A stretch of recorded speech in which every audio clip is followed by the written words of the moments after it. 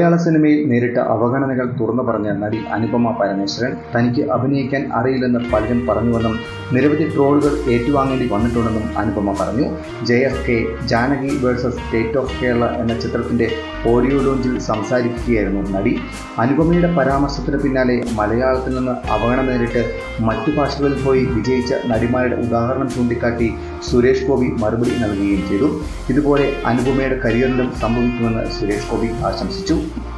ഒരുപാട് പേര് എന്നെ മലയാളത്തിൽ അവഗണിച്ചിരുന്നു. എനിക്ക് അഭിനയിക്കാൻ അറിയില്ലെന്ന് പറഞ്ഞിരുന്നു. ഒരുപാട് ട്രോളുകൾ ഏറ്റുവാങ്ങി എന്നായിരുന്നു അനുപമ പറഞ്ഞത്.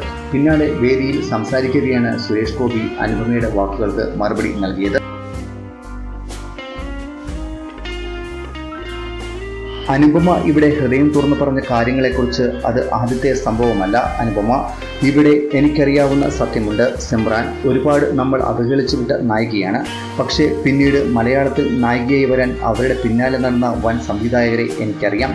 അസിൻ, നയൻതാര ഇവരെല്ലാം ലോകം കാംക്ഷിക്കുന്ന വിവിധ ഭാഷകളിലെ നായികമാരായി നല്ലതുപോലെ നിറഞ്ഞാടി. അതുതന്നെ അനുപമയുടെ ജീവിതത്തിലും സംഭവിക്കും. ഇത് കർമ്മ എന്ന് പറയും. അങ്ങനെ സംഭവിച്ചേ പറ്റുകയുള്ളൂ. അതിനുവേണ്ടിയുള്ള പ്രാർത്ഥനയുണ്ട് എന്നായിരുന്നു സുരേഷ് ഗോപി പറഞ്ഞത്.